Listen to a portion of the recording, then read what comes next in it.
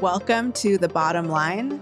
I'm Maya Weinreb, and today we're going to talk about budgeting and financial planning and how not to waste money like this. All these dollar bills everywhere. Dollar bills, y'all. It feels like in business, this is what happens, right? There's money thrown all over the place. Yeah, like we were just talking about that, right? You get to the end of the month and you don't even know where your money went. So I think this is really important to talk about. Just What I really want to know is you mentioned something very interesting, which is this idea of the government versus small businesses. Tell us a little bit about that. Yeah. So I feel like the definition of budget, it's really hard to really use that word correctly, because when the government or even probably big corporations use the term budget, they're setting a target of what to spend.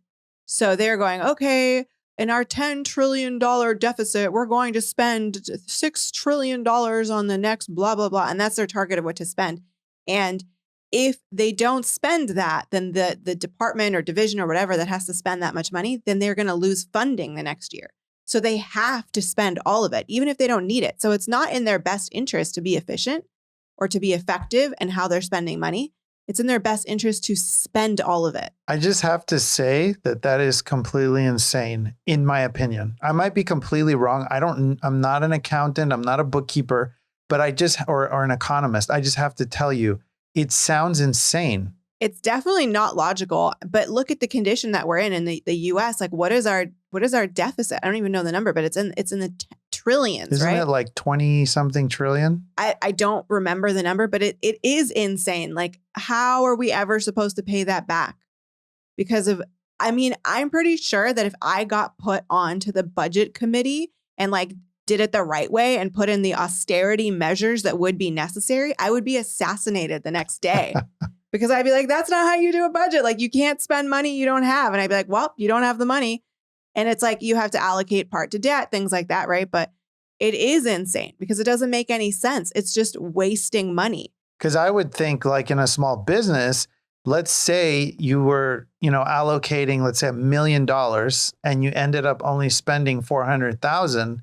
I would want to take that 600,000 and put in a savings account or invest it in something that's going to grow the company. So obviously it depends. Like, let's say you have a marketing budget and you don't spend the whole budget, but were you efficient? Like, did you get your targets? Did you generate the income? Did you generate the income that you meant to generate, but you figured out a much cheaper, more effective, efficient way to do it? Then you're golden. But if you didn't get your target and you were just like being stingy and didn't spend the marketing budget, then I can see how that could be a problem too. Right. You didn't generate the income. But let's say you found, a more inexpensive way to do the marketing and it still got the same results, then yeah, you're golden. Right. You're the golden goose. Then you reinvest it, you put it to something else, you put it to bonuses. That's a novel idea. Yeah. There's a lot of things that you can do, but office supplies, you don't need to spend 100,000 on office supplies. You could be like, hey, do you all really need 10 new notebooks this year? Like, how about I just give you 3? Are you even using them? How about, you use your phone instead? Like, you know what I mean? Well, and you also hear all these crazy stories about, these politicians that later on get busted, spending $50,000 on restaurants and hotels projects, and, limousines and stuff like that. So it's just crazy. Or when the money somehow makes it back into their own pocket, like government, public money. Or they hire family members and relatives. They're part owners or they get kickbacks. Yeah. It's crazy. It's dirty. It is. If you're doing dumb stuff with money, it's only going to come back and kick you in the ass. What you're basically saying is that if we ran our businesses the way the government runs themselves, you'd be out of business we'd be $30 trillion in debt. Yeah, you'd be. But the thing is that you would just be like, I'm declaring bankruptcy and I'm out. But that's honestly, I recently was researching bankruptcy and that's not how it works for business. You still have to pay it back. So they're just like, for personal, you can kind of be like, I'm declaring bankruptcy, but for business, they're going to try to make you reorganize so you can still pay it back. So it doesn't work. You can't run a company the way that the government runs their finances. And that's why the government's in trillions of dollars in debt. And that's why like it opens us up. You want some conspiracy theory? It opens us up to the commies and the Chinese taking over and the world bankers telling our government what to do because they have to bail them out. I don't think the concept of owning people through debt is really a conspiracy anymore. Like that's No. a known thing, right? Yeah, but I guess what I mean by that is that I don't know how much of the American public know how much our government is being controlled because we think we are a top superpower on the planet, right? We've got nuclear weapons. We won the war. You know, we're the badass of the bad. This is America. And it's true. But yeah, if you have debt, you get controlled. Just in the same way that my sister will not borrow money from my parents because she doesn't want them to tell her what to do. Right. Because as soon as you're like, oh, poor me, can you help me? Then they'll help you, they'll give you money, but now they'll give you advice. And it's very strongly worded advice. And they start controlling you through money. So, you know, on top of like, you know, not parents, but like other, you know, debt institutions or whatever, interest rates, like your mortgage interest rates, variable interest rates, like the US interest rates, they prime, it changes, everything changes. You have no control when you're in debt. And I would never say don't ever be in debt because there's ways to leverage debt in order to invest and make more money, things like that. But like, don't do it in a way where you are able to now be controlled. Right. So let's say in this particular episode, we want to talk about how not to be like our dear friends in the government. Yeah. You mentioned this concept of the income account and your holdings and all that. So can you discuss that a little bit? Yeah. So one of the things that I consult business owners on is basically they come to me and they say, I've been trying to implement a budget, a financial plan. It doesn't work. I keep trying. It keeps failing. I keep trying. It keeps failing. And my number one go-to like secret, you know, reason why it doesn't ever work. What is the hidden, you know, datum, whatever is like, well, do you have an income account? Like, what do you mean? You should have a bank account that all the money goes into, that you have no debit card, no checks, no way to move it other than once you do your financial plan or your budget, you move it to the accounts that the money is going to go out of. And if you want to be even more secure and safe than that, like I was saying, you create a holding account that, because obviously for your income account, you know, you get ACHs, you get things come in. So other people have the account number and, you know, you can get chargebacks and things like that, which happens. But you can then take the money that comes into that income account and literally move it to a holding account that there's no checks, no debit cards, and nobody has the account number. And that's like very safe money. Now, at the end of the week, you count how much money is in that account, not how much money is supposed to come in the mail, is someone said it was coming in, or, you know, it's coming by ACH or wire, but it's going to be there in a few days. But you count how much is actually in that account right that day that you're doing the budget, and you do the budget based on that. And it seems so simple, but it's really like the missing ingredient, the key missing ingredient that most people are missing why their financial plan doesn't work. Because imagine you're trying to do a financial plan for $15,000, but there's not $15,000 in the account anymore because you paid something and now there's only 13. And now you're doing a bunch of math to try to make it make sense. And you're also doing a budget based on money that's supposed to come in and it's not actually in the bank yet. And nothing ever makes sense. It doesn't work. So how do you factor in things like recurring charges and, you know, subscriptions and things like that? Because I'm sure that that's almost impossible to deal with, right? Like, would you put those on a credit card or? I mean, it depends how you want to do that, right? Like a lot of people will put them on a credit card because then they get their points and, you know, flight points, travel points, Amex points, or even cash back rewards. So a lot of people do that and there's nothing wrong with that as long as you're paying that off every month. You can also, like if you don't have a credit card or if you don't want to do it that way, you just put that into the budget and you know.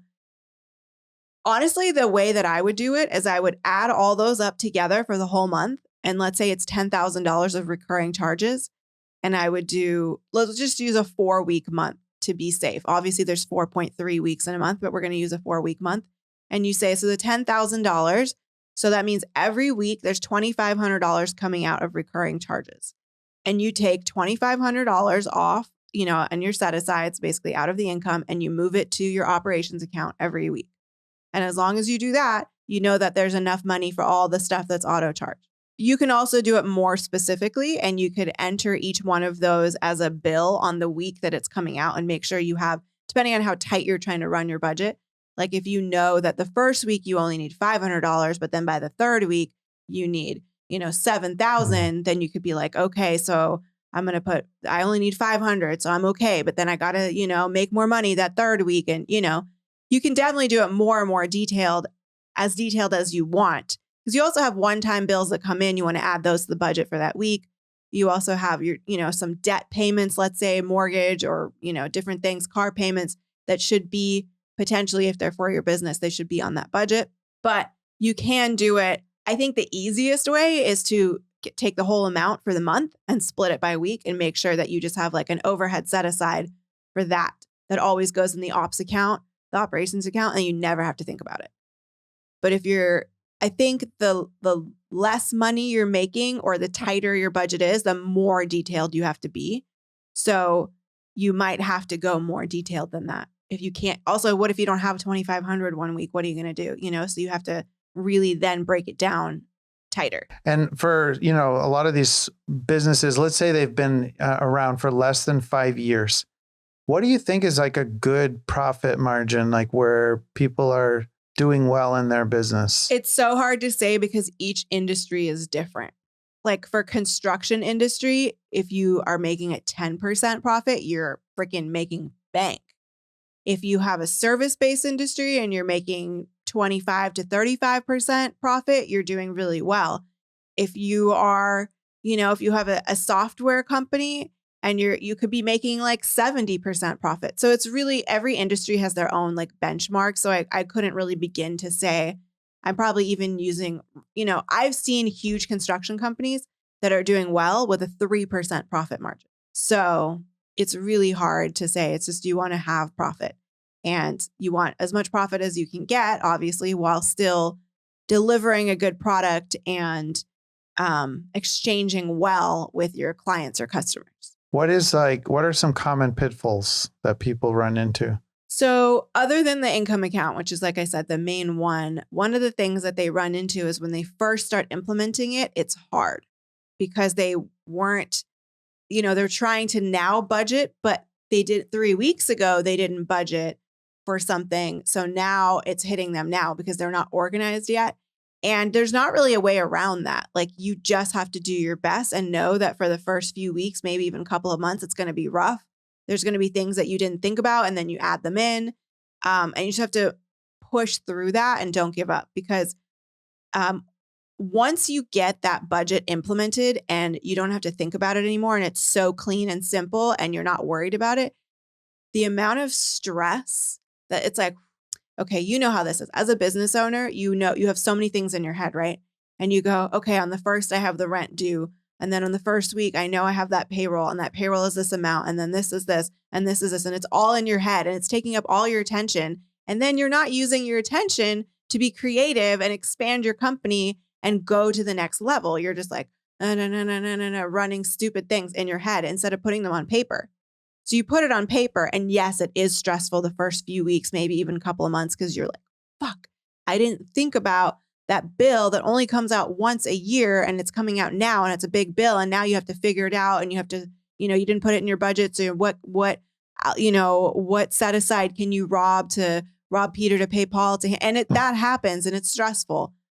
But as soon as you get through that and now you add that one recurring thing into your budget and you have it in there and you don't have to think about it again, you are planned out. And all you have to think about is, let me make more money. Let me make more money. Let me make more money. And really using your budget correctly would be, how do I invest in my company in order to have ROI? How do I create profit by investing correctly and smartly into my company? Because every single thing that you spend money on in your company is an investment. You hire a guy, you're paying him payroll, you are investing in him. Is he a good investment? Is he getting you ROI? Is he making you a lot of money for your company? You're going to see. Time will tell, yes or no. If he is making you good money, then you go, you know what? I'm going to invest in this guy more. I'm going to give him a bonus, because you give him that bonus, that investment, he's going to be like, wow, I feel appreciated. I'm going to work hard. I'm going to get more shit done. And that's a really good investment in your company. You know, there's probably a lot of business owners that don't think of giving out money as an investment that's necessarily going to give them that return. They just look at it like an expense or a tax, you know? No. Yeah. And I want that money for myself too. But if I bonus that guy, you know, whatever it is, $500, $1,000, whatever, just like, thank you for doing good work. He's going to work harder and I will end up with more money in my pocket. I like the way you think. Can I get a bonus? Yeah, you can. Who's your boss? Oh, wait, it's you? Bonus yourself. Yeah, it's a mindset shift that is very, very important that you have to do as a business owner. You cannot think of any of your expenses as an expense or as a bill. Even your taxes, you are investing. I mean, you know, you could look at it this way. You don't have to, but you're investing in like, you know, when like the mafia comes and they're like, pay us money and we won't fuck with you. Literally, you can look at it in much better ways too, but you're paying protection money. If you pay your taxes, the IRS doesn't bother you. Nobody bothers you and you can so just pay it. But that's an investment in peace of mind and protection and not having to think about it. And not getting scary letters from the IRS and not having to pay lawyers and accountants to fix shit afterwards, right? That's the worst, right? When the mess has already been made. It's so when the money's all over the table. Yeah, can we do more money all over the table? All over the table. Money all over. Then it's harder to fix the problem, right? Except if it's raining money, then it's probably like yeah. Well, that's what I was gonna say. Is now you get a reverse point of view where now the money's raining, it's not being wasted. Exactly. Right? There's so much of it. Yeah, but it has to be a mindset shift. You have to think that every single dollar is a soldier going to work for you. You are investing it. What is it going to bring back to you? Even if you're like, okay, I'm going to do this class to teach me how to do better video, better marketing, better, strategy, better financial planning. That is a dollar. That is a soldier going to work for you. And that has to have ROI. Every bill that you pay, you are paying your rent because that creates a space where you can work. And that's an investment. And then you start looking at it like, okay, is this the best investment? Like, could I either spend less money? Could I potentially buy a property that would be a better investment because I could do more with it? Could I get a better location for the same amount of money? And you're thinking like an investor that every dollar is a soldier going to work and it has to have ROI. So what would you say are like the basic bank accounts that a small business should have, or somebody, let's say even like a sole proprietorship, they're starting to make more money now, their business is growing, whatever they're doing. What should they start creating or setting up in terms of banking? Yeah, I think that there's lots of different strategies you can use. And I always want to keep it simple. So even though I'm saying like have an income account, it doesn't have to be much more complicated than that, especially when you're first starting out. So you could literally start out with one income account and one expense account. And the money comes into the income account and then you don't touch it. You do a financial plan. You move whatever you're spending into your expense account or whatever you're paying yourself as a distribution or whatever into your personal account. Obviously, the payroll money goes into the operations account, the expense account, and then it comes out of payroll. As you get bigger, you might want to separate the money more. Like I have a payroll account. So that way, all of the payroll taxes and stuff like that I allocated for in my financial plan, they go in the payroll account. The payroll comes out, the taxes stay in there for a few more days, but they come out a few days later and I don't want to think about it later.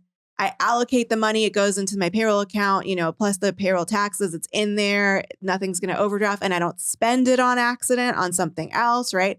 I have my operations account where all the regular stuff goes into, all the recurring stuff, all of the, software we pay for, everything like that.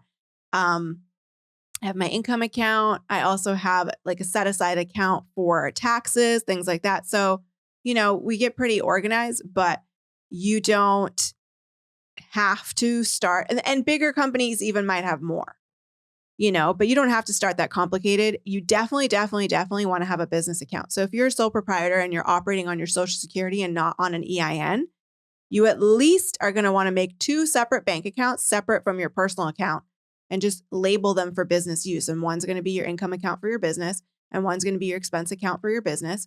And all the money is going to go into the income account that has to do with your business. And then you're going to financial plan it and you're going to move it. And some of it's going to be, go to the ops account or the expense account. And some of it's going to go in ops for operations, right?